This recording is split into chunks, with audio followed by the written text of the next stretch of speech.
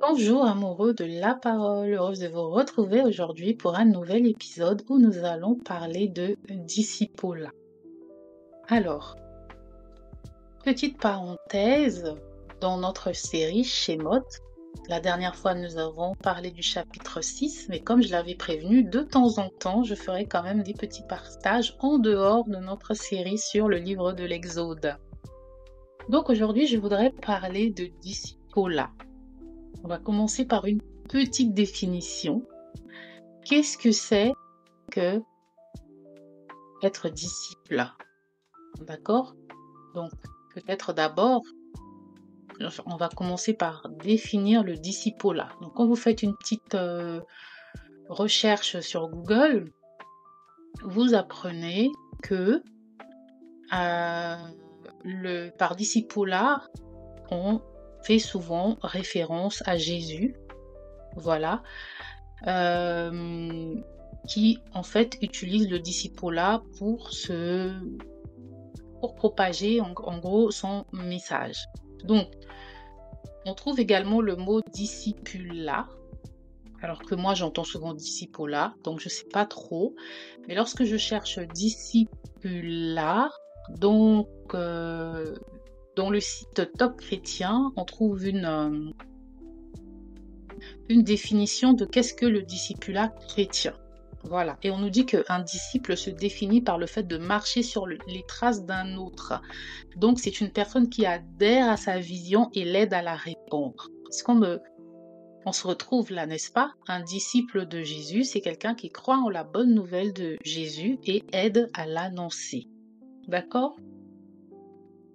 Et le disciple chrétien, c'est le discipulat chrétien, c'est le processus par lequel les disciples de Jésus apprennent à ressembler davantage à leur maître et sont équipés par le Saint-Esprit qui demeure dans leur cœur, etc., etc. Vous pourrez aller lire sur le site Top Chrétien, non, c'est pas Top Chrétien, c'est godquestions.org, discipulat chrétien. Je vous mettrai le lien en description si je n'oublie pas. Donc, si on va simplement dans le Larousse, qu'est-ce qu'un disciple? C'est une personne qui reçoit l'enseignement d'un maître, il fait partie de son école, c'est son élève, par exemple les disciples de Socrate, etc. Deuxième niveau, une personne qui suit l'exemple de quelqu'un qu'il considère comme son maître à penser, qui adhère à une doctrine, une conception.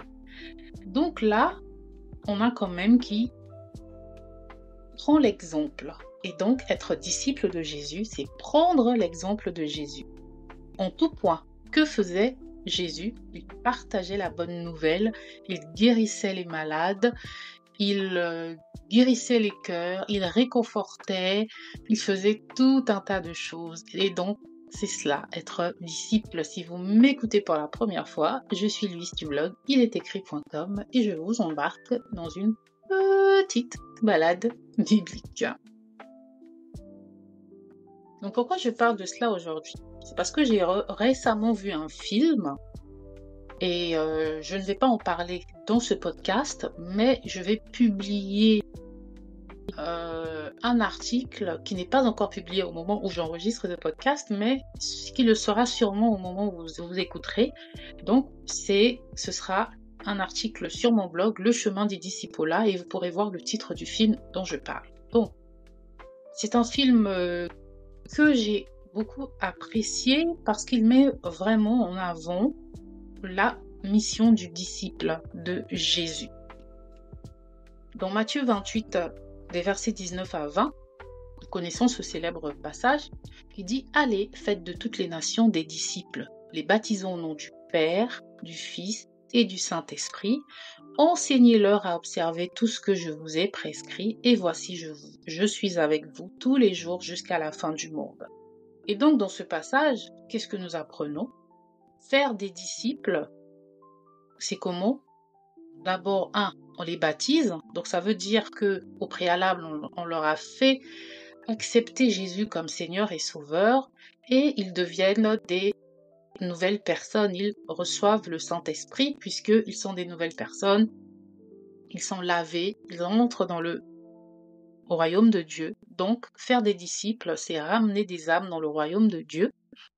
Ensuite, on va leur enseigner ce que Jésus nous a prescrit au travers de sa parole pour nous aujourd'hui, n'est-ce pas?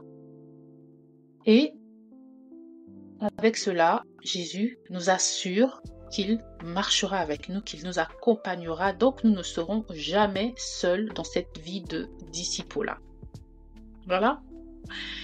Donc en hébreu, le mot disciple, en général, c'est talmid, ça signifie un élève ou un apprenti. Et en grec, c'est mathetes, et ça veut dire étudiant ou apprenti également.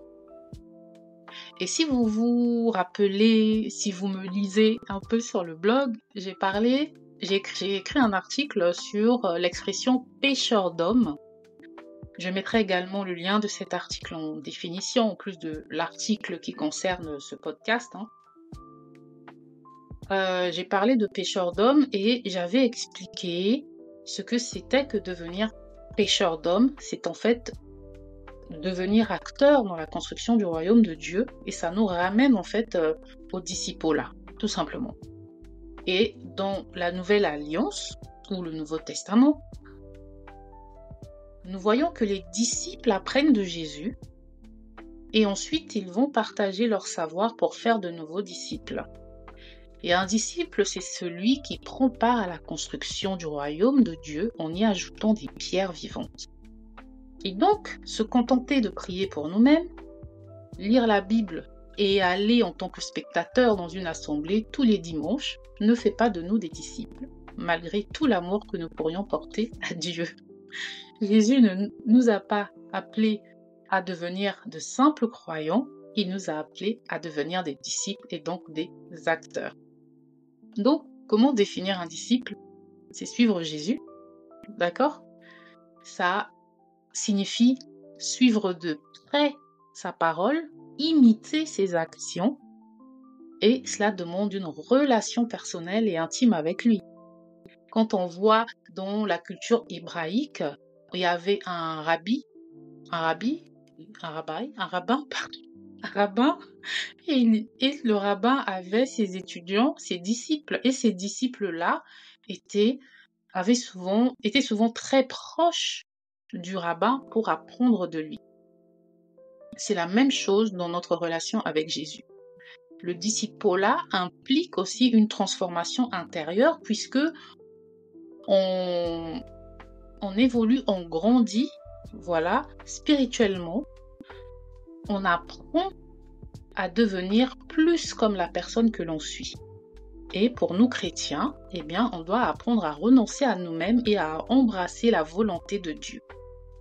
Et le film sur lequel je me suis basée, en tout cas qui m'a inspirée, je ne me suis pas vraiment basée dessus, mais ça m'a semblé important vraiment de parler de disciple suite à ce film. Et je ne veux même pas raconter le film parce que ce serait le spoiler. Mais si vous allez voir sur le blog, j'aurai partagé le titre de ce film. Et donc c'était vraiment ça. Aussi, ce que ce film mettait en avant, c'était le point sur la communauté et le mentorat. Parce que le disciple-là se vit en communauté. On voit dans la Bible que Jésus vivait avec ses disciples. Donc les disciples, ils apprennent les uns des autres et ils sont guidés par leur mentor spirituel qui les aide à grandir dans leur foi. Et c'est ce qu'on voit avec Jésus. D'accord? Donc, c'est pour ça que la Bible nous demande de prier sans cesse et de sans cesse lire les Écritures, parce que nous avons aussi le Saint-Esprit que Jésus nous a laissé pour que nous soyons imprégnés de lui, nous soyons imprégnés de sa substance. Si nous souhaitons devenir de véritables disciples, nous devons vraiment rester imprégnés de la parole de Jésus. Et être disciple, c'est être dans la mission et le service. Jésus était missionnaire, il allait de ville en ville, il allait pour guérir, il allait pour partager la parole de Dieu et il servait les autres. Un disciple est appelé à servir les autres et à partager l'évangile, et cela peut se manifester par des actes de compassion, de justice, de témoignage, etc. On le voit dans les Écritures, il y a différents disciples. Pierre et André, par exemple, hein, ils ont immédiatement suivi Jésus lorsqu'il les a appelés à devenir pêcheurs d'hommes. La fameuse expression que j'ai utilisée pour le thème de l'article dont je vous ai parlé. Paul également, Paul qui était initialement un persécuteur des chrétiens, il est devenu disciple fervent après sa rencontre avec Jésus. Il n'a pas continué son ancienne vie. Donc vous voyez que ces personnages-là, c'est radical le changement. Ils n'ont pas continué leur ancienne vie. Ils ont tourné les talons, ils sont vraiment allés dans l'autre direction. C'est ça qu'on appelle la conversion. Et on a l'exemple de Timothée, jeune disciple de Paul, qui était connu pour sa foi sincère et son dévouement à l'évangile. Donc vous voyez, Paul faisait aussi des disciples. Jésus a fait ses disciples, mais après lui, il veut également que nous faisions aussi des disciples. Et c'est ce que les disciples de Jésus faisaient dans la Bible, tout simplement. Donc on remarque bien que dans les Écritures, les disciples avaient une mission. Ils étaient acteurs, ils avaient des territoires qui leur étaient assignés. Certains étaient appelés en Asie, certains étaient appelés plus en Europe, dans certains pays, dans certains quartiers, comme aujourd'hui, Dieu nous demande soit d'agir plus dans nos familles, soit dans nos quartiers, soit au niveau de nos églises locales. Dieu nous assigne des territoires. Et les disciples faisaient d'autres disciples, comme je l'ai dit. Donc le discipolat, c'est un voyage qui nous appelle à suivre Jésus de tout notre cœur, à nous transformer intérieurement, à servir les autres et également à les ramener dans le royaume de Dieu, à en faire des disciples qui eux-mêmes ensuite vont faire des nouveaux disciples. On n'est pas disciple lorsqu'on est seul. Nous sommes le corps de Christ et nous sommes une armée et donc nous devons être ensemble. Et c'est vraiment une belle idée que j'ai retrouvée dans le film dont je vous ai parlé. Et en ces temps de la fin, et je pense qu'il est plus que primordial que nous embrassions ce rôle-là de disciples. Soyons donc de véritables disciples de Christ, et plutôt que de dire « je crois en Jésus », exclamons-nous en disant « je suis disciple de Jésus », car, chers amoureux de la parole, les démons aussi croient. Tu crois qu'il y a un seul Dieu? Tu fais bien. Les démons le croient aussi. Et ils tremblent. Jacques 2, 19. Merci de m'avoir écouté pour ce court partage. Si ce partage, j'utilise souvent le mot partage, il faudrait que je réécrive ma phrase de conclusion.